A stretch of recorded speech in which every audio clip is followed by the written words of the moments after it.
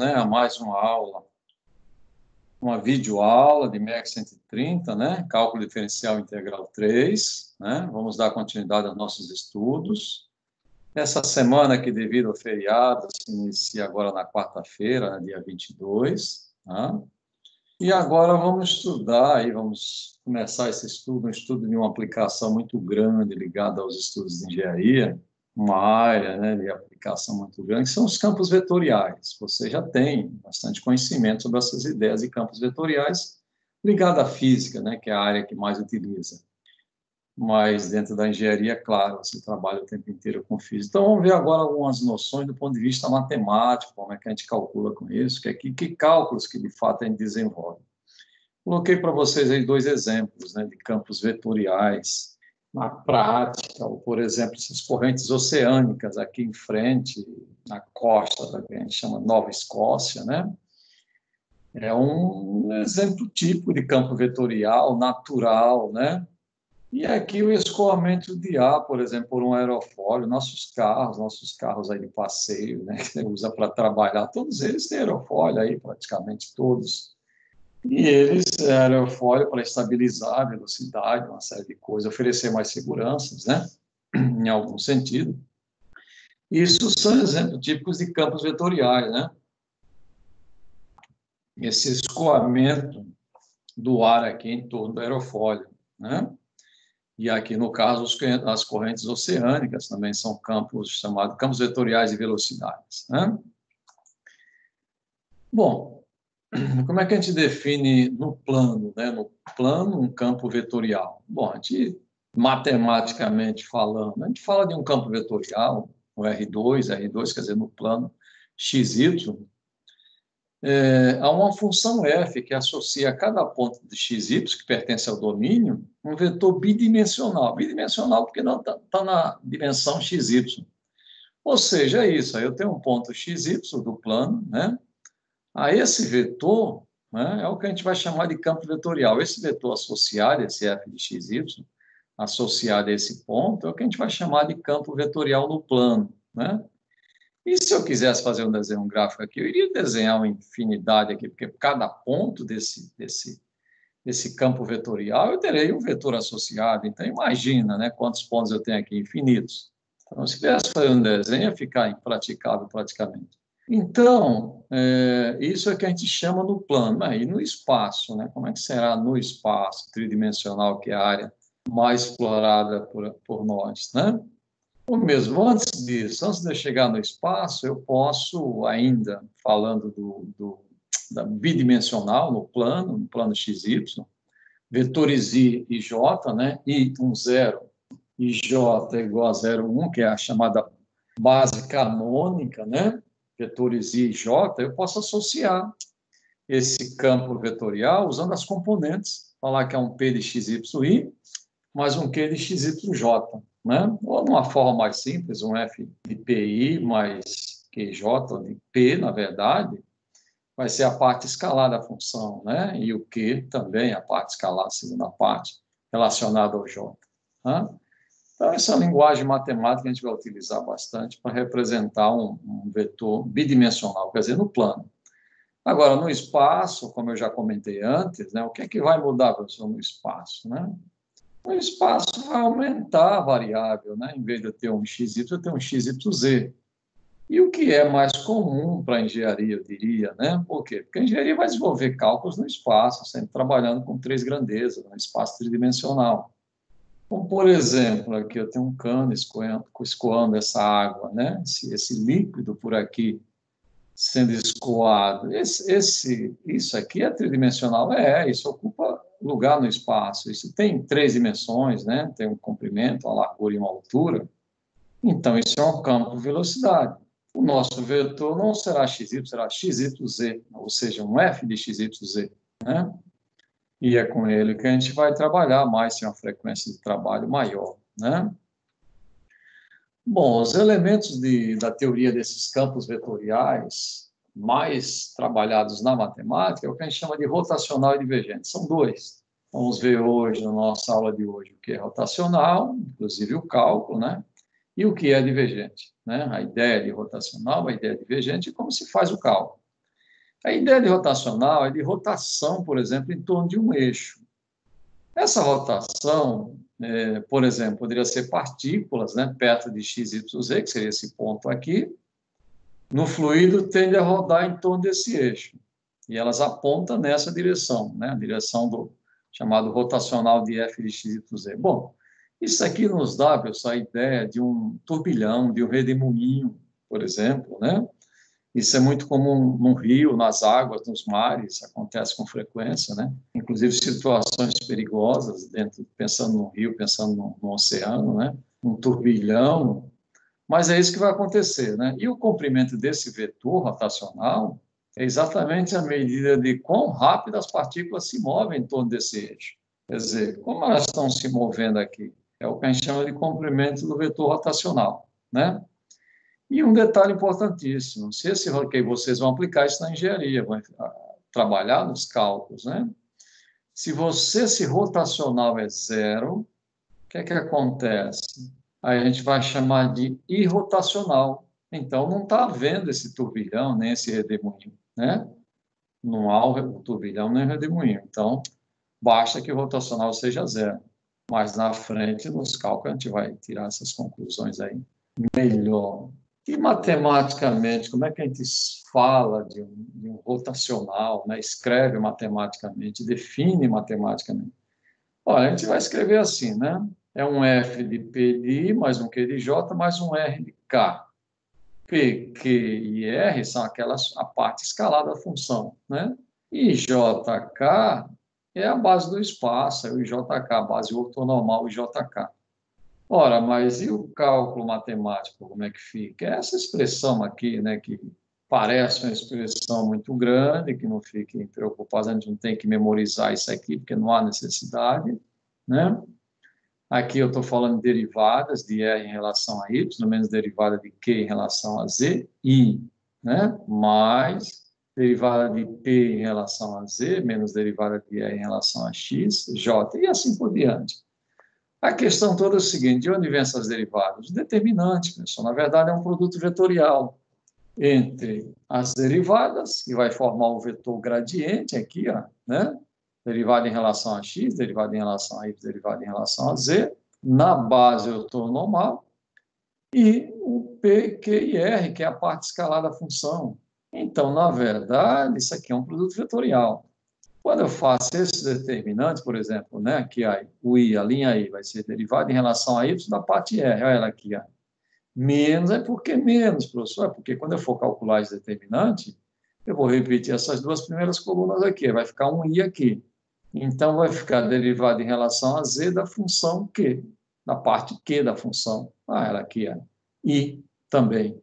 E menos para o determinante, né, que é a sentido oposto aqui, as diagonais principais, depois as diagonais secundárias. Por isso que vai ficar menos. Então, e assim vai acontecer para o J, vai acontecer para o K, quando eu calcular o determinante. Então, a questão não é ficar preocupado em memorizar isso aqui, não. A questão é, de fato, montar o determinante na base ortonormal, com as três derivadas que formam o gradiente, que é a derivada em relação a x, derivada em relação a y, derivada em relação a z, e a parte escalar da função, o P, o Q e R, né?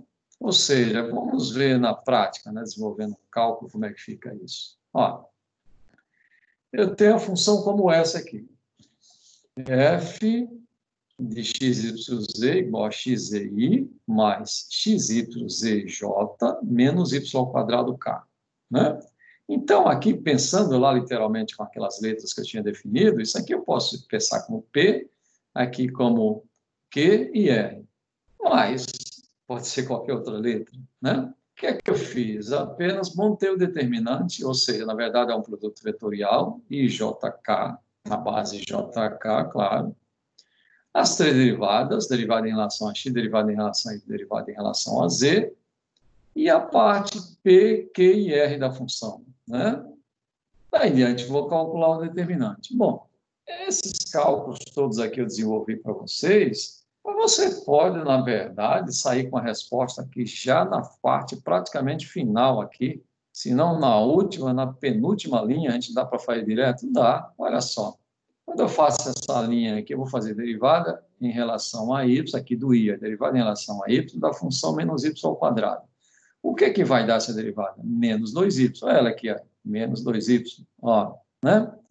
E o próximo i? O próximo i é quando eu estiver aqui nessa diagonal secundária. E nessa diagonal secundária eu sei que é menos, porque é o cálculo determinante. Então, nessa diagonal vai dar derivada em relação a z de xyz. O que vai dar menos xy. Olha ele aqui, ó, menos xy. Ou seja, não preciso estar escrevendo esses cálculos, não, vou direto para cá, porque dá para fazer com segurança, né? Por exemplo, em relação a j aqui, quando eu estiver aqui, né? Nessa linha aqui, ó, derivada em relação a z, né? Derivada em relação a z dessa parte aqui, ó, da função, né? Derivada em relação a z de x de xz, derivada em relação a z. O que é que vai acontecer? Vai acontecer x. Olha ele aqui, ó, né? Aqui está menos, porque na verdade vai dar menos com menos mais, vai dar x. Porque quando eu pegar a próxima diagonal, que seria a secundária, quando eu fizer aqui no j, derivada em relação a x, tem algum x aqui? Não. Então, vai dar zero, derivada em relação a x aqui nesta diagonal. Vai aqui, por isso ficou zero menos x. Né? E assim vai, derivada em relação a k, né? Nessa diagonal aqui. Desculpa, em relação a x desta linha K, ou seja, dessa diagonal. Em relação a x aqui, o que é que dá? Dá YZ. Olha ele aqui, ó, YZ menos, né? Por que menos? Ah, vamos ver por quê. Em relação a K. Diagonal secundária menos, né? Ou seja, derivada em relação a Z. O que é que dá aqui? Em relação a Y, né? Aqui, ó, nessa diagonal, em relação a Y, dá zero. Por quê? Porque aqui não tem y nenhum, por isso que ficou yz menos zero, né? E aí, reescrevendo uma linguagem mais simples, aqui, por exemplo, colocando o y em evidência, fica menos y, que multiplica 2 mais x, né? Aqui fica menos com menos mais, poderia ter colocado direto, porque, na verdade, isso aqui era mais, né? Aqui era mais o quê? Aqui, desculpa, aqui daria mais x, né? Se colocar direto, não tem problema, x, j. E aqui, mais yzk, né? Ou seja, este é o chamado rotacional. E veja que é uma função vetorial, né? Tem que aparecer necessariamente os vetores i, j, k. Vamos fazer um outro exemplo para ficar melhor isso aí, né? Ficar mais claro para vocês esse outro exemplo. Nesse outro exemplo, eu peguei o determinante e já tracei as diagonais aqui para ficar mais fácil de enxergar, né? As três principais e as três secundárias, né? As três principais, então vamos lá. A função é essa aqui, xyi, mais 5xyj, mais xyzk. Eu quero calcular o rotacional desta função, né? Ou seja, vou criar o determinante, que é o produto vetorial, na base ortonormal JK. Aqui vão aparecer as três derivadas em relação a x, em relação a y, em relação a z, né? E aqui o que nós chamamos lá atrás de P, Q e R, mas não estou preocupado com letras, porque isso não muda nada para a gente, né? Então, vamos lá. Aqui nessa diagonal I, eu vou ter derivada em relação a y de x, y, z. Isso vai dar para a gente xz aqui. Né? E o próximo? Vamos lá. O próximo I. O próximo I vai ter diagonal secundária. Ou seja, o que é que vai dar? Derivada em relação a z de 5xy. Mas tem algum z aqui? Não. Então, a derivada dá zero aqui. Então, ficou xz menos 0i. Né? Agora, em relação a j, derivada em relação a z, e xy, tem algum z aqui? Não. Então, dá zero. Né? E o próximo j? Aqui, derivada em relação a x, e xyz. O que é que dá? Dá yz. Olha ele aqui, menos yz é o cálculo determinante, né? Menos yz. Então, nas diagonais secundárias, aí vem menos yz. Em relação aqui na linha K, então vai derivada em relação a x, e 5xy. O que é que dá? Dá 5y, né? E fazendo a diagonal secundária aqui do k, derivada em relação a y de xy, o que é que dá? Dá x. Então, por isso ficou 5 menos x, só que menos, né? K. Pronto. Agora, o que é que eu fiz aí, né? Escrevi na linguagem mais simples. xi menos yz j, né? Mais 5y menos xk. Lembrando que aqui está escrito i, mas na verdade é j, né? Depois eu farei a correção. Aqui é j, que não é i, aqui é j. Menos yz, j, e não i.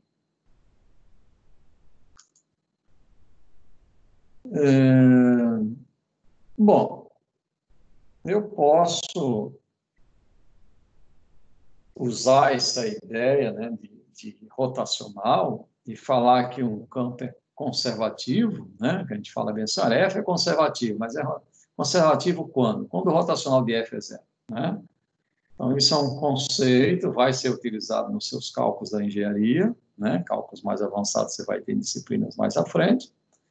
E a gente fala isso aqui, quer dizer, é um teorema, na verdade. Se F for um campo vetorial definido sobre R3, cujas funções componentes tenham derivadas parciais de segunda ordem contínua, quer dizer, claro, tem que ter as derivadas, senão não calculo.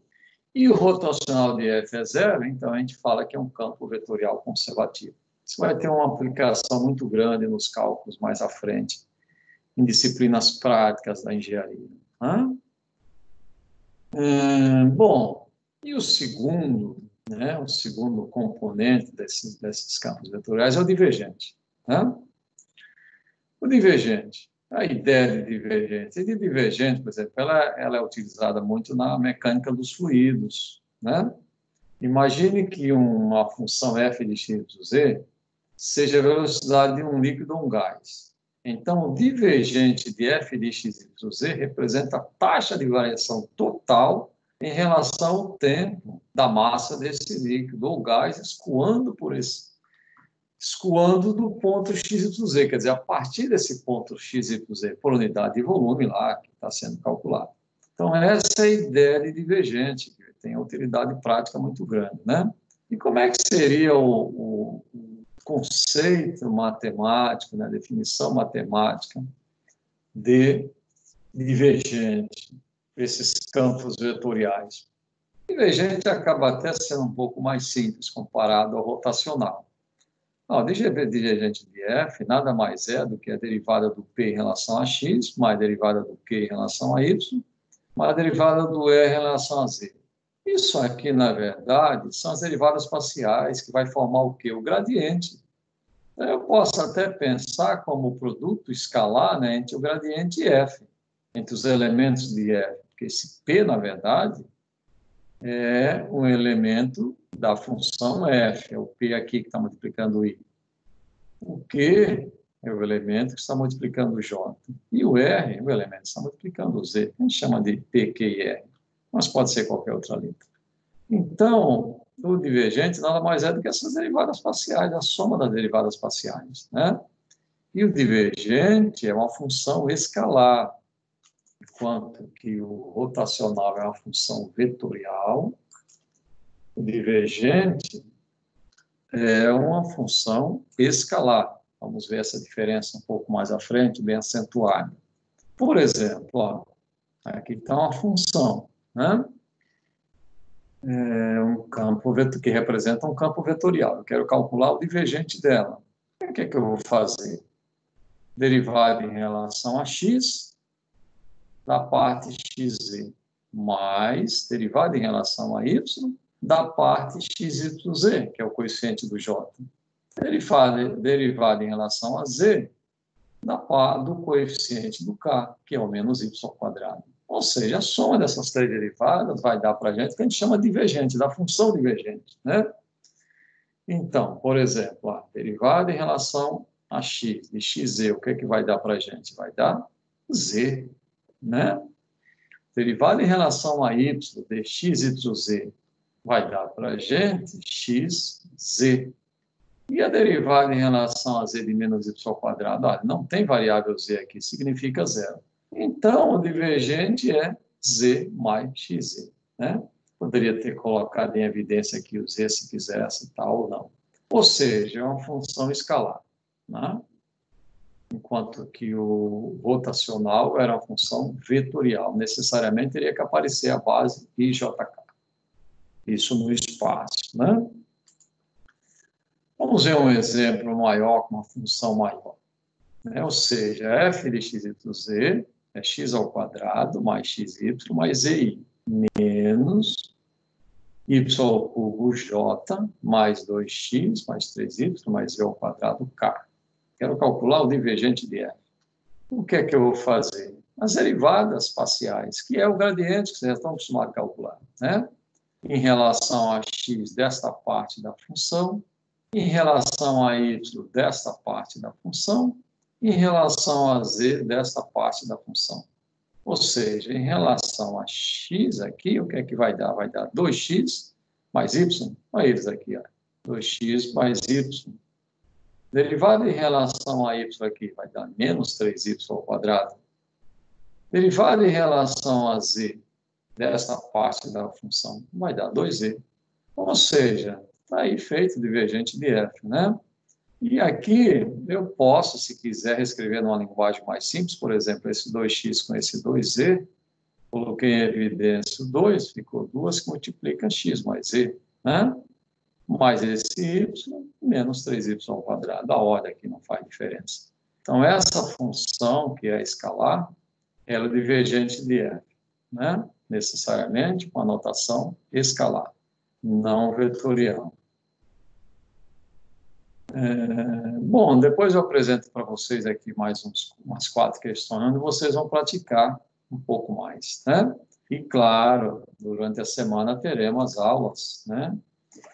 As lives, né? Que são as aulas ao vivo aí, para detalhar, para resolver mais questões, tá? E estou à disposição de vocês para qualquer dúvida, né? Mas lembrando que durante a semana teremos aulas, as lives, né? As aulas ao vivo, onde com facilidade vamos resolver questões aí para vocês e tirar dúvidas e tudo mais, né? Vocês viram que o conteúdo não tem um alto grau de complexidade. Não, não tem, né? Mas tem uma aplicação muito grande na engenharia. Vocês vão ver quando chegar o momento em disciplinas práticas um pouco mais à frente, né? Já estamos preparando vocês agora na parte do cálculo. Então é isso, pessoal. Até a próxima, né? Videoaula, tá? Um abraço para todos.